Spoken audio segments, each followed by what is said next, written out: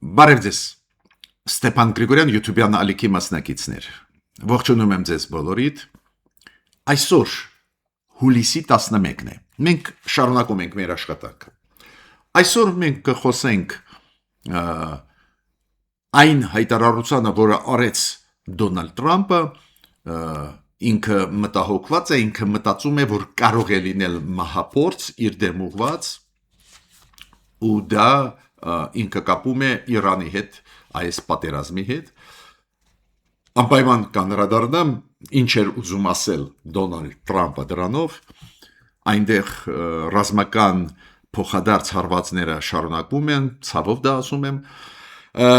անպայման կխոսենք այսօր Մոլդովայի եւ Հունգարիայի օրինակների մասին, ոնց են իրանք բարեփոխումները անում, ու Մոլդովայի դեպքում ոնց է ինքը գնում դեպի եվրոինտեգրացիան, ինչ բարդ զարգացումներ են այնտեղ գնում, դուք գիտեք, այնտեղ կառավարության գլուխը, վարչապետը եւ 3 փոխվարչապետները հրաժարական տվեցին,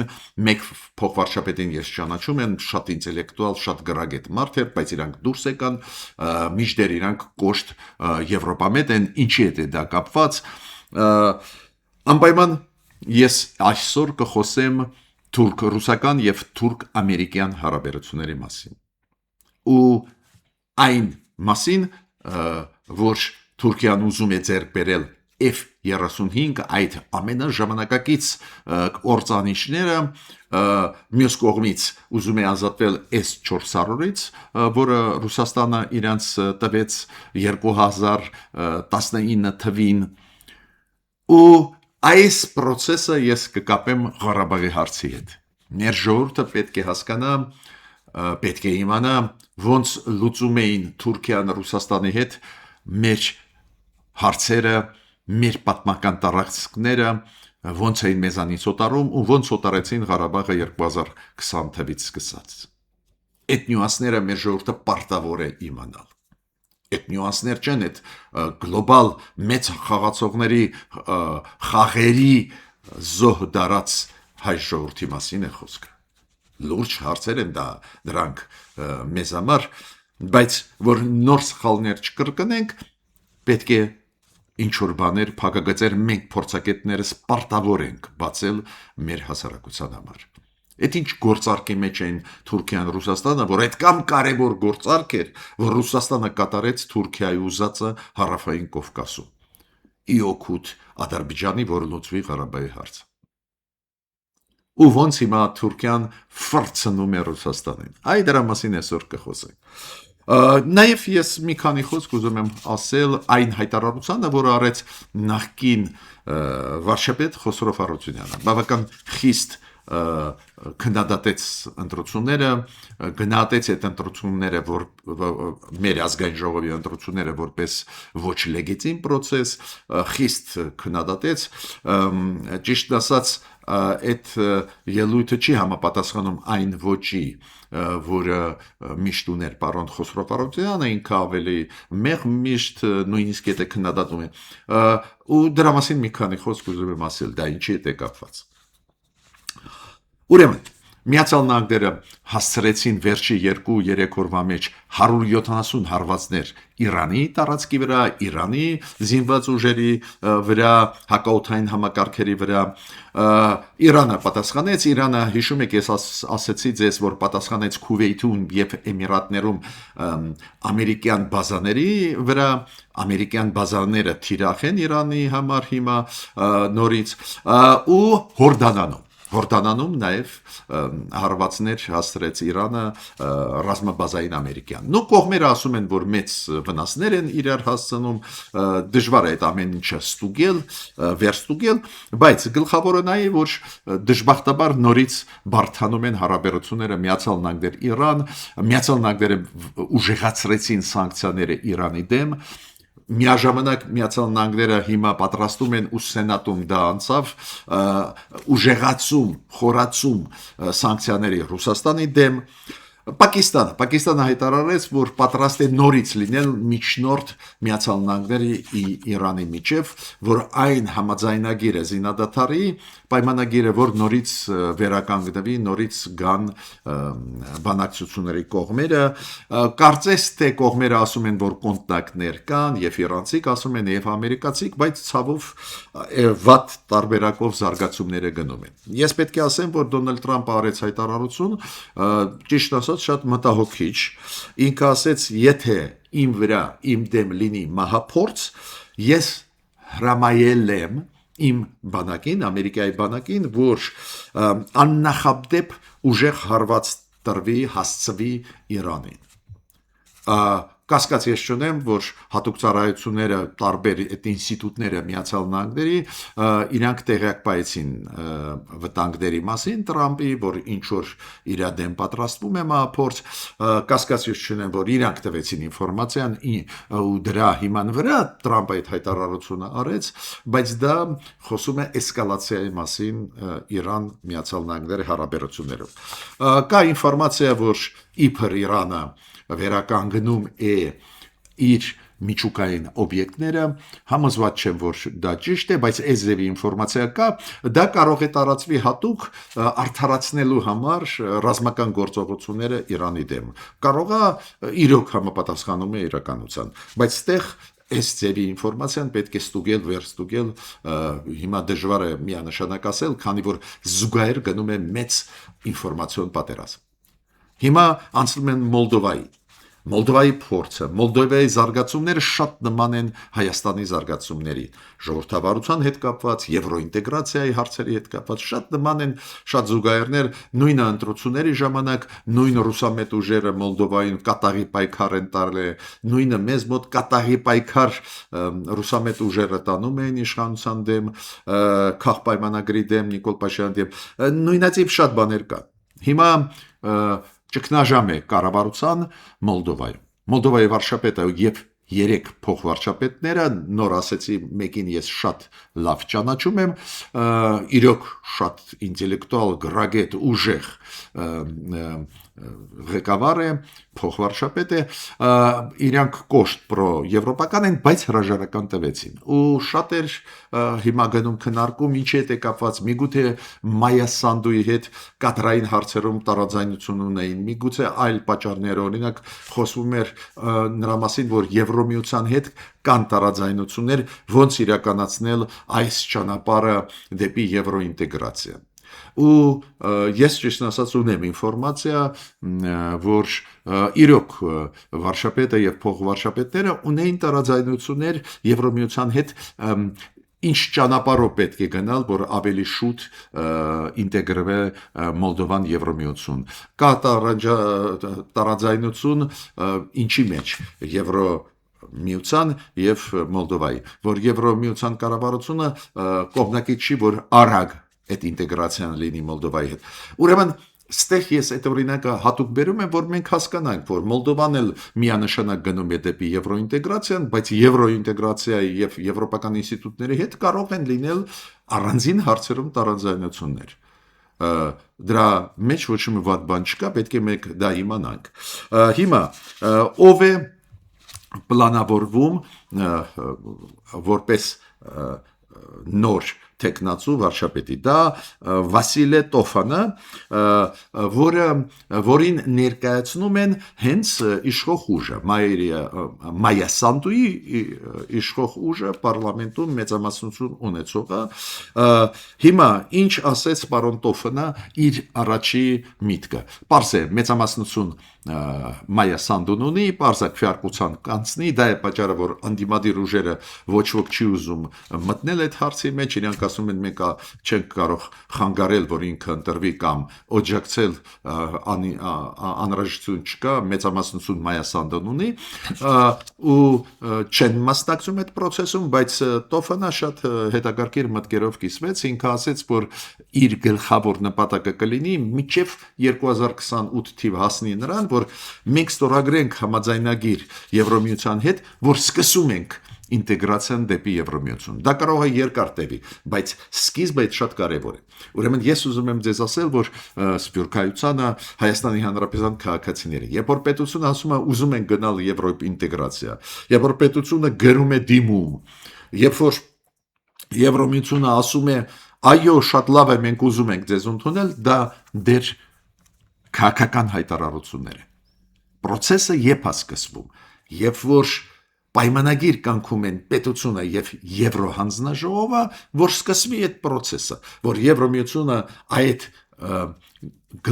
գլխները, պարագրաֆները նշի, ինչ պետք է անի այս երկիրը, ու քայլ առ քայլ այդ երկիրը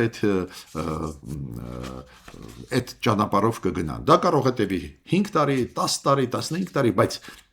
առանց դրա չես կարող։ Ուրեմն ինքը դա ասեց, ուստեղ ես այդ օրինակը պատահական չէ, որ ասում եմ։ Հայաստանն էլ փայլուն աշխատում է Եվրոմիության հետ, մենք ողջունել ենք տարբեր ոլորտներում, բայց ճանապարհին ես տեսնում եմ խնդիրներ։ Ինչ որ հարցերում դանդաղ է գնում, ինչ որ հարցերում իմ կարծիքով Եվրոմիությունը մի փոքր կաղում է։ Ուրեմն նույնիսկ լինելով մեծ կողմնակից Հայաստանի եվրոինտեգրացիա, այդ դիտողությունները շատ ճիշտ է ու գրագետ է անել ու առաջարկություն, ուշադրություն մեր կառավարության դրա վրա դարձնել։ Օրինակ, մենք ունենք մի թույլ կողմ, միշտ ձեզ ասել եմ։ Մենք պլանները, ծրագրերը շատ լավ մշակում ենք, պատրաստում ենք, հետո դանդաղում է իրականացումը։ Կամ այն մասը ու Եվրոմիությունը շատ շահագրգռված է շատ կարևոր բանով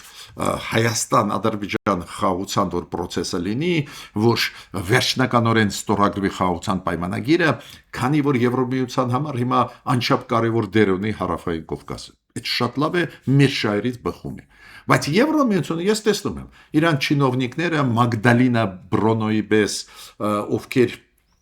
հենց զբաղվում են Հարավային Կովկասում հենց կոնֆլիկտներով, օրինակ կարող են անել հայտարարությունները շատ զարմանալի։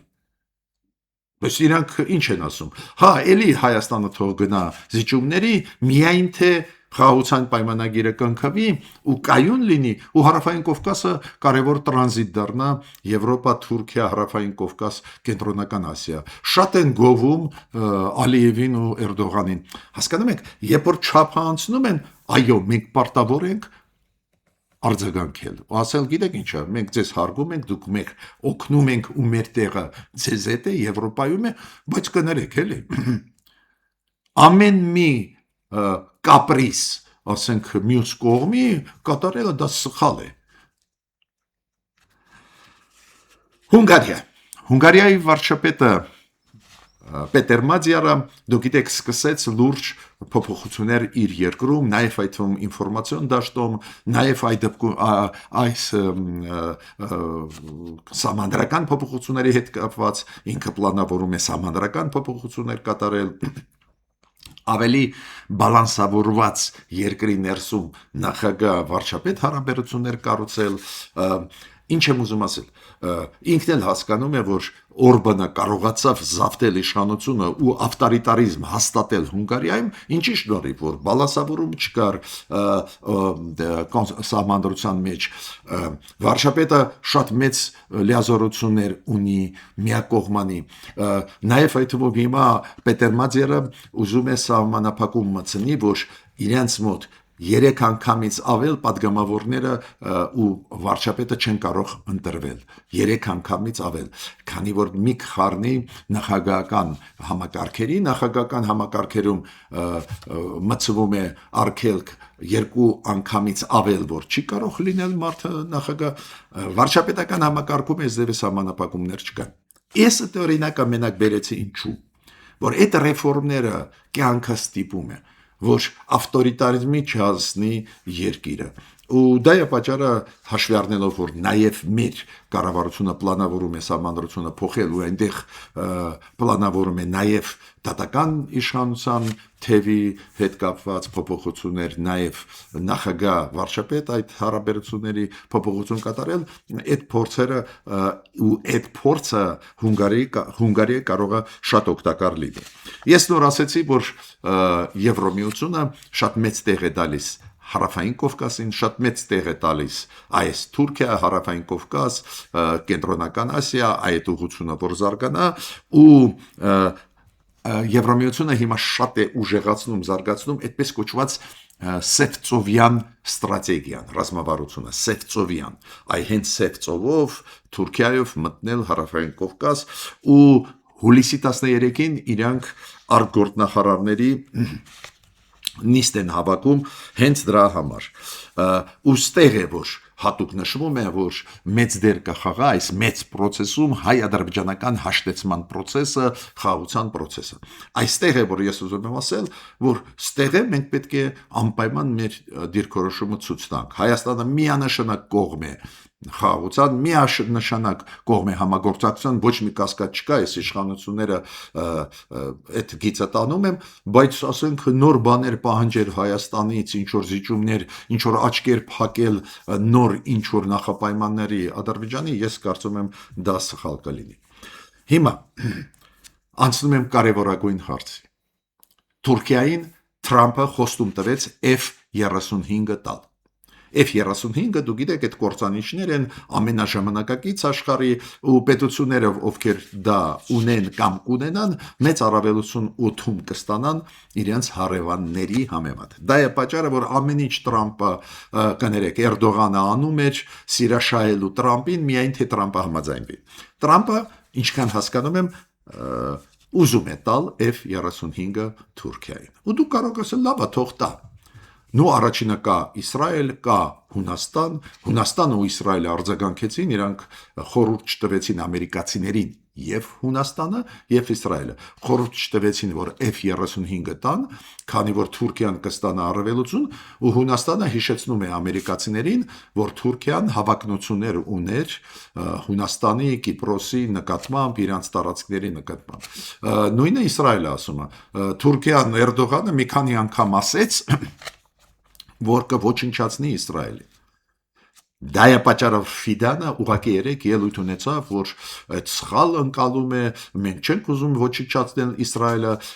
այդպես չի, որ անպայման պետք է պատերազմ լինի մեր մեջ, ինչի Ֆիդանը ուղարկեց Թրամփին, ինքը ասում է, չէ, մենք չենք ուզում։ Բայց փորձը ցույց է տալիս, որ Թուրքիան լուծելով այս հարցը վաղը կարող է հարձակվի Իսրայելի վրա։ Ուրեմն Իսրայելի եւ Հունաստանի արձագանքը չտալ F-35-ը շատ հասկանալի էր, բայց Թրամփը ուզում է տալ։ Ու պատճառներից մեկը նա է, որ Թուրքիան S-400-ը, որը հիշում եք Ռուսաստանից գնեց ու բերեց շարեց Թուրքիայի տարածքում S-400 համակարգերը։ Դա հակաօդային համակարգեր են, դրանք թուլացրեցին ՆԱՏՕ-ի արևելյան հարավային հատվածը։ ՆԱՏՕ-ն ոնց որ դարձավ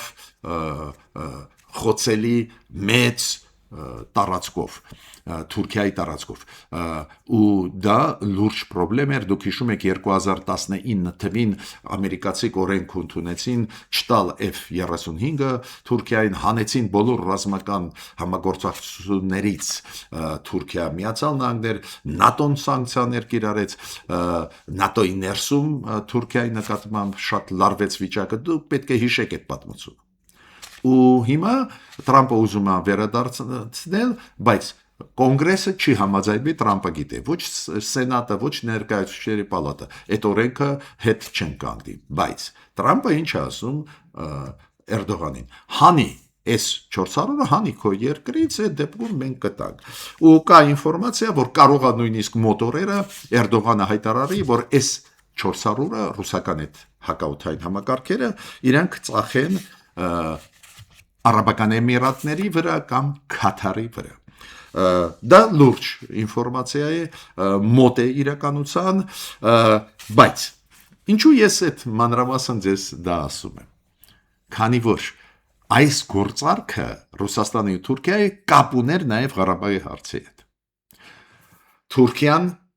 այդ մոտավորապես 17 թիվներ 2017-20 թվերը Թուրքիան դիմեց Ռուսաստանին ու ասեց ինչ անենք ձեզ համար որ դուք Լեռնային Ղարաբաղի հարցը լուծեք ի օգուտ Ադրբեջանի դուք եք կոնտրոլի տակ պահում վերահսկում եք ինչ անենք Ռուսաստանը ասեց S-400-ը շարի քո մոտ, որ ՆԱՏՕ-ն թուլանա։ Հիշում եք, ավելի ուշ Շվեյցարիայի, Ֆինլանդիայի ՆԱՏՕ անդամակցությունը Թուրքիան բլոկ էր անում։ Երկար մի 3-4 տարի թույլ չէր տալիս, որ այդ երկրները մտնեն ՆԱՏՕ։ Դա Ռուսաստանի պահանջն էր։ Թուրքիա թուլացրու ՆԱՏՕ-ն, թուլացրու հակաօդային համակարգը ՆԱՏՕ-ի, վեկալ մեր S-400-ը, դա ավտոմատ նշանակում էր, որ Ռուսաստանը հիմա բոլոր հակաօդային համակարգերի ինֆորմացիան ստանում է։ Թուրքիան Ղարաբաղի հարցի խաթեր, որ լուծվի օգուտ Ադրբեջանի, դա արեց Ռուսաստանի համար։ Հիմա քանի որ Ղարաբաղի հարցը լուծված է, հիմա Էրդողանը դասեր է տալիս Պուտինին, ոնց ֆրցնում են։ Պուտինը գնաց գործարքի, հանձնեց Ղարաբաղը Ադրբեջանին, քանի որ Թուրքիան լուրջ բան տվեց Ռուսաստանին, բայց Թուրքիան հիմա անհրաժեշտություն չունի, Ռուսաստանից կախվածություն չունի մեծ Կովկասում եւ այլ, գլխավոր դաշնակիցը հարավային Կովկասում Ռուսաստանը ջարդեց, ոչնչացրեց, խոսքը գնում է Ղարաբաղի մասին, ու Թուրքիան հիմա ոչ մի բանով կաշկանդված չի։ Դա է պատճառը, որ Թուրքիան հիմա S-400-ը կծախի Մերձավոր Արևելքի 2 թե 3 երկրների վրա, քանի որ այնտեղ մեկ համակարգ չէր S-400-ի 4 հատ համակարգեր էին։ Ինչ եմ ուզում դրանով ասել։ Տեսակ ոնց են լուծվում հարցերը։ Մեր հարցերը, ու մենք բաց թողեցինք այդ պահը, հավատալով Ռուսաստանին, ու խոսքը գնում է առաջերտին Ղարաբաղի իշխանությունների, մասամբ Հայաստանի իշխանություններին։ Իրոք մերոնք մոտենում էին պատասխանատու։ Ռուսաստանը դաշնակից էր, հավատում էին։ Նախկինները ընդհանրապես ամեն ինչ Ռուսաստանին տվեցին։ Բայց այս մեծ առուծախերը ես ներկայացնում եմ, դուք պատկերացրեք ոնց էին լուծում 100 տարի առաջ մեր հարցերը Թուրքիան քեմալիստները, ասենք բոլշևիկների հետ, հիմա Պուտինը Էրդողանի հետ։ Մեր ժողովուրդը պետք է իրականությունը իմանա։ Ու Ռուսաստանի արձագանքը շատ կարևոր էր, երեք Ռուսաստանի արձագանքը։ Ռուսաստանը ասեց, դա այդ բառը ձեզ ասեմ, сверхчувствительный вопрос. То есть ոչ միայն զգայուն հարց է,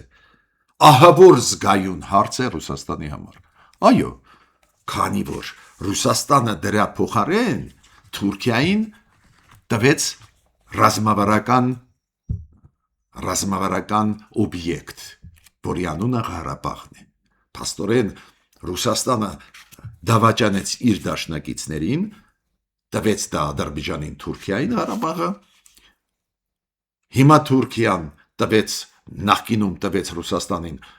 շատ կարևոր դիրքեր, S-400-ը Թուրքիայի տարածքում այդ ահավոր մեծ բաներ, հիմա դա ոչնչացնում է, քանի որ Ռուսաստանը այլևս Թուրքիային պետք չի, էդ էլ Ուկրաինայի պատերազմի պատճառով թուլացած է, էսա դասեր, որոնք տալիս են Էրդողանը ու Իլհամ Ալիևը Պուտինին։ Դավաճանը միշտ հետո դարը պտուղները իր դավաճանության քաղում է։ Ռուսաստանը հիմա այդ դարը պտուղներ քաղում է։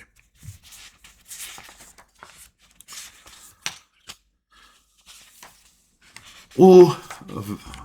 մի հարցեր ուզում եմ անդրադառնալ։ Խոսրով Արությունյանը նախկին ինքը եւ ազգային ժողովի նախագահ էր, Խոսրով Արությունյանը եւ վարչապետ էր։ Ինքը բավական խիստ գնահատականներ տվեց ընտրությունների։ Մեզ մոտ ժողովրդավարություն է, հարց չկա, ինքը փորձ ունի եւ կառավարման փորձ եւ պատգամավորական փորձ ունի, բայց մի խումբ անձինք զավթեցին իշխանությունը իր մամուլի ասուլիսներ, ինքը պրես-կոնֆերանս հասկացրեց, ինքը խոսեց ոչ լեգիտիմ ընտրությունների մասին, որ լեգիտիմ չէին ընտրությունները,